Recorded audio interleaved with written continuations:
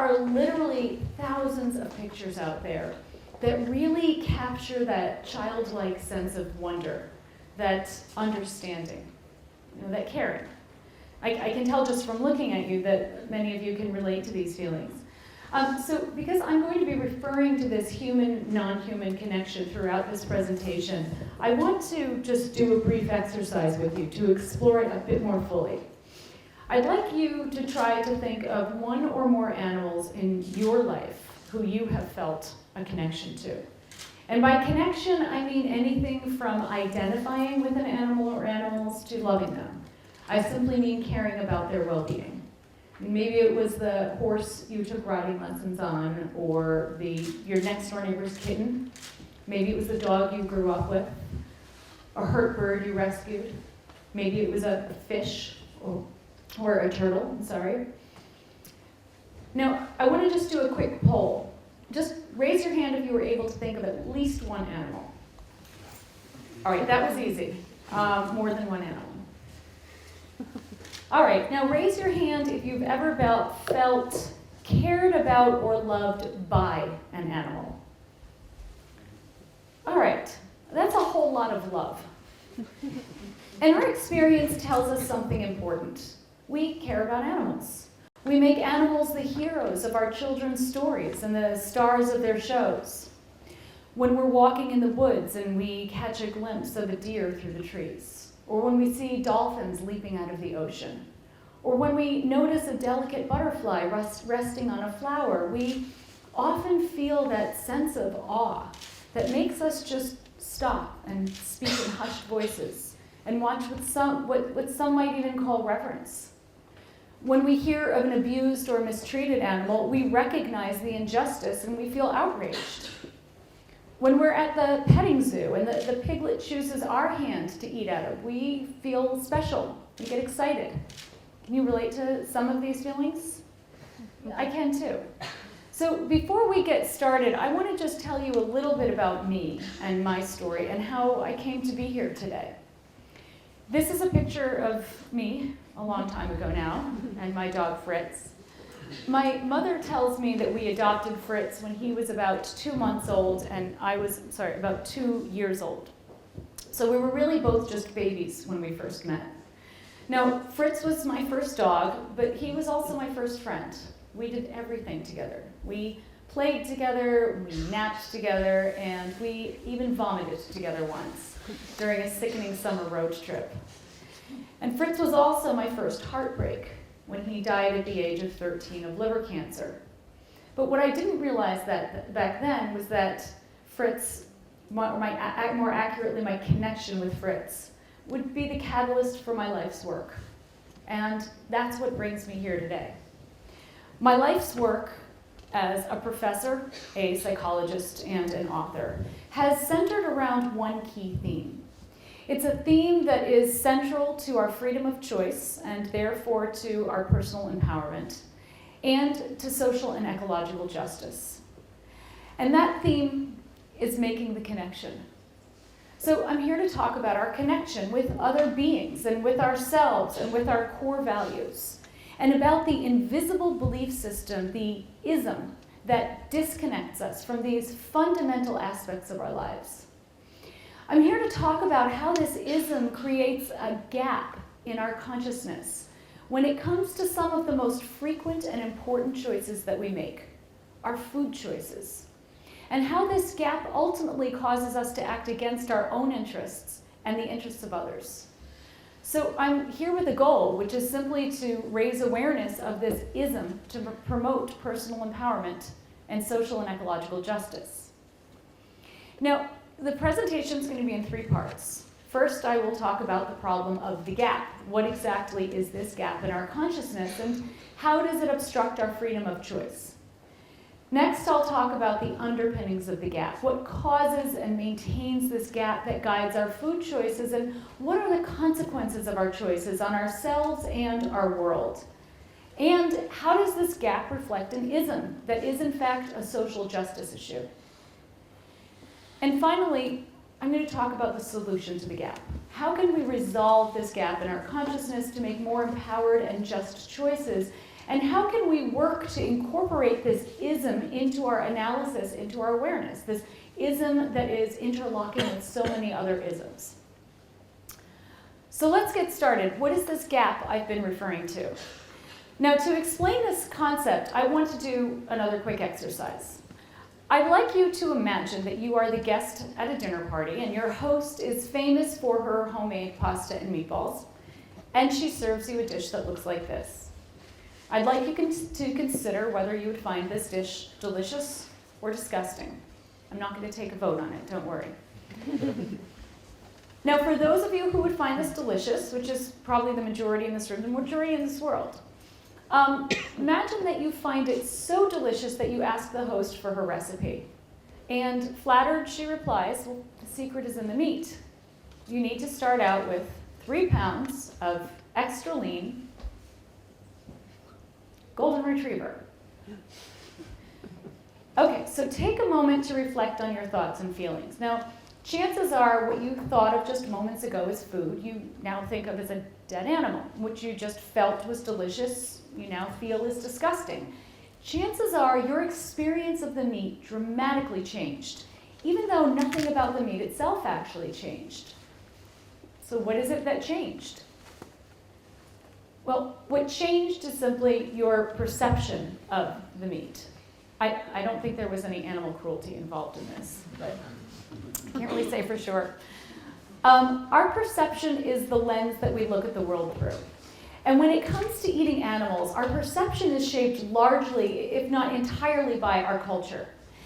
In meat-eating cultures around the world, people tend to have a tiny handful of animals out of thousands of possible species that they've learned to classify as edible.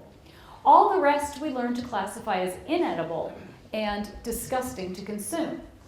And so even though the type of species consumed changes from culture to culture, members of all cultures tend to find their own choices to be rational, and the choices of other cultures to be irrational and even offensive and disgusting. So what's striking is not the presence of disgust. Disgust is the norm, it's the rule rather than the exception. What's striking is the absence of disgust. Why are we not disgusted by the 6 or 7, 8, maybe 9 if you're an adventurous eater, species we've been taught to think of as edible? And perhaps more importantly, why don't we ever ask why? Have you ever wondered why you might eat chicken's wings but not swan's wings? Leg of lamb, but not leg of kitten. They both come from baby animals. Have you ever wondered why you might eat fish soup, but not lizard soup? Hen's eggs, but not pigeon's eggs. Have you ever wondered why you might drink cow's milk, but not pig's milk? And have you ever wondered why you haven't wondered?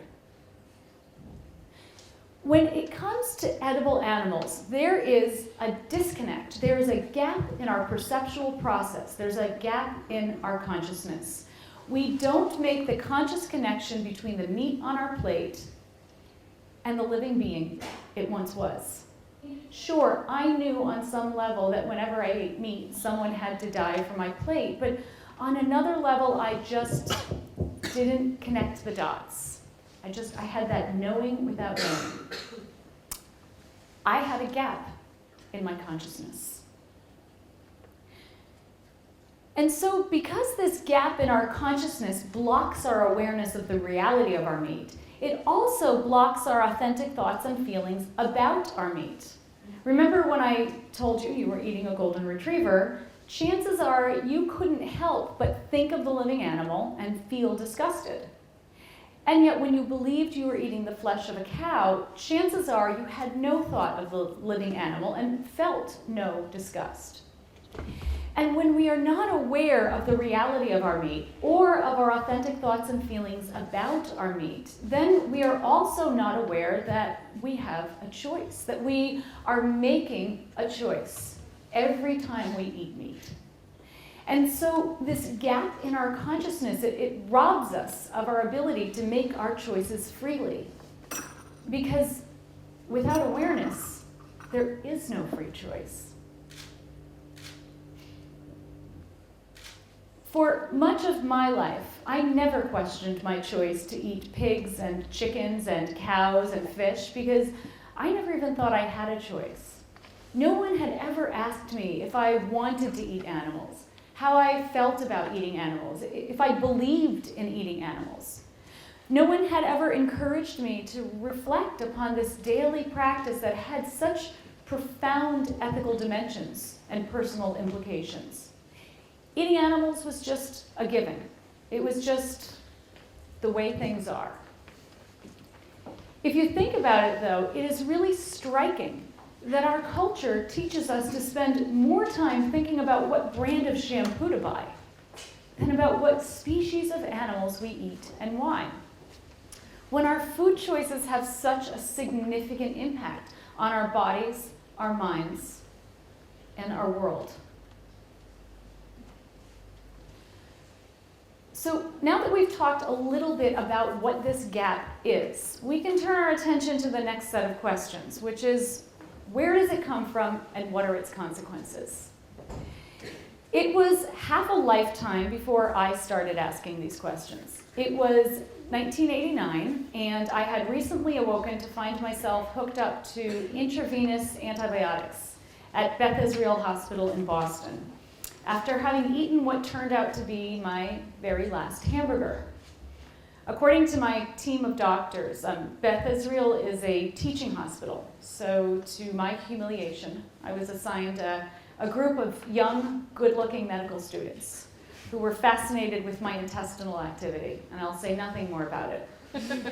And according to the Department of Public Health, which shut down the restaurant that I had made the mistake of patronizing, I had eaten a burger that was contaminated with Campylobacter, which is a foodborne bacteria similar to salmonella. You know what I'm talking about. Has anyone here ever had it? So, okay, just imagine the worst gastrointestinal flu of your life, like times 10, I think. That's what Campylobacter felt like to me. So, contracting Campylobacter was honestly one of the worst experiences of my life. But it was also one of the best experiences of my life. It was a turning point for me. Before I got sick, I had been increasingly uncomfortable with the idea of eating meat, having witnessed on a handful of occasions the information about the horrors of animal agriculture. I mean, I knew on some level that whenever I ate meat, someone had to die for my plate. But on another level, I just didn't connect the dots. I just had that knowing without knowing. And I knew that eating animals was antithetical to my personal values because, like most people, I cared about animals and I didn't want them to suffer, especially when that suffering was so intensive and so completely unnecessary. But I just hadn't been ready to take that information in. So my response had always been, don't tell me that, you'll ruin my meal. But after I got sick, I never wanted to eat another hamburger or any meat again, and I didn't. And then something interesting happened to me. When I stopped eating animals, I made the connection. I had a shift of consciousness, a paradigm shift. In other words, I didn't see different things. I saw the same things differently. Remember how different your meat looked to you when you thought it was a golden retriever? Well, that's how all meat suddenly looked to me. It's interesting how the gaps in our consciousness only become visible once they start to disappear. And as the gap in my consciousness closed, my mind opened. I wanted to learn the truth about animal agriculture. It was a truth that had been right in front of me, all around me, but that I'd been unable or unwilling to see. And I needed to understand how, when it came to eating animals, rational, caring people, just like myself, could just stop thinking. And so I spent about 20 years looking for answers, including about a decade of research that culminated in my doctoral dissertation on the psychology of eating meat. And what I found was to dramatically change the way that I and others working in psychology and social justice thought about the issue of eating animals. So to share my findings with you, I want to start out with another quick exercise. If vegetarian is a term we use to describe a person who follows the tenets, the teachings of the belief system we call vegetarianism, or vegan is the term we use to describe someone who follows the tenets of veganism, what then do we call somebody who is not a vegetarian or vegan? What do you say here? I think it's pretty much the same. Common terms? Omnivore. Right? Okay, so both of those, I think they're pretty universal, right? Aren't omnivore, carnivore, and meat eater? I'm pretty sure, does meat eater translate? Yeah. You said this sometimes. Okay. Well, let's just look at these terms for a moment, though. An omnivore, by definition, is an animal, human or non-human, who can ingest both flesh and plant matter. And a carnivore is an animal who needs to ingest flesh in order to survive, right? Omnivore and carnivore describe one's biological predisposition, not one's ideological choice. And meat eater describes a behavior as though it's divorced from a belief system. I mean, this is why we don't call vegans plant eaters, because we recognize that the behavior of eating plants reflects a deeper ideology or belief system. We tend to assume it's only vegans and vegetarians who bring their beliefs to the dinner table, but most of us don't learn to eat pigs but not dogs, for instance, because we don't have a belief system when it comes to eating animals. When eating animals is not a necessity for survival, which is the case in much of the world today, then it is a choice. And choices always stem from beliefs. So what I found is that there is an invisible belief system that conditions us to eat certain animals. And this is the belief system that I came to call Carnism. Now, Carnism is a special kind of belief system or ideology. It's a dominant ideology. It's invisible, it's entrenched, it shapes norms, laws, beliefs, behaviors, etc. And it's also a violent ideology. Meat cannot be procured without violence. And dominant violent ideologies, such as Carnism, need to use a set of social and psychological defense mechanisms to enable humane people to participate in inhumane practices without fully realizing what they are doing. In other words, Carnism teaches us how not to feel. Now, the primary defense of Carnism is denial. If we deny there's a problem in the first place, then we don't have to do anything about it. Denial is expressed largely through invisibility. Now, the main way Carnism remains invisible is by remaining unnamed. If we don't name it, we can't even think about it, so we can't question it or challenge it.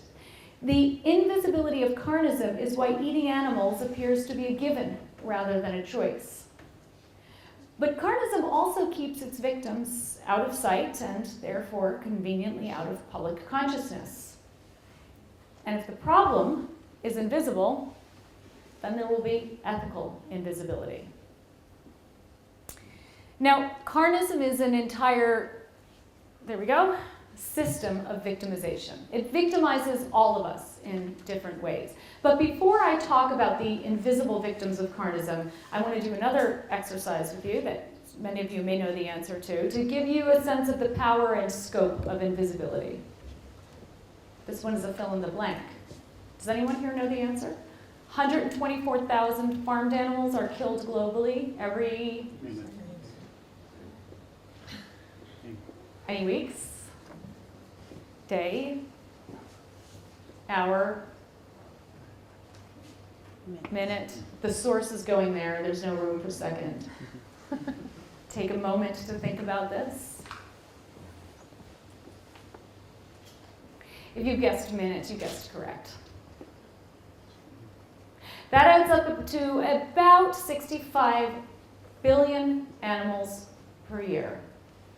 So in the time it took us to do this exercise, 124,000 animals were just slaughtered. But I mean, think about this. This number is staggering, but think about it. I mean, how many farmed animals have you actually seen just this week, or this month, this year, or in your lifetime? I mean, think about how many people you see in any given day. So, I mean, where are they? Given that these animals' body parts are literally everywhere we turn, why don't we ever see them alive? We don't see the animals whose bodies become our food, obviously because we're not supposed to. I mean, they are not, as carnistic industry would have us believe, living on happy mom and pop farms.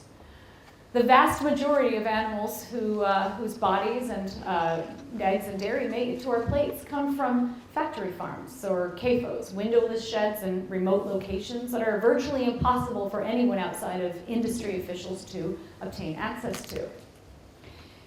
Now, I'm going to tell you just a little bit about these individuals that carnistic industry works so hard to hide from us, and then I'll let Karen talk a little bit more about practices in the Netherlands. Now, pigs are, in fact, considered to be more intelligent than dogs, and they are, in fact, highly sensitive, so much so that they actually develop symptoms that in humans would be classified as PTSD, post-traumatic stress disorder, when they're under stress, particularly in intensive confinement.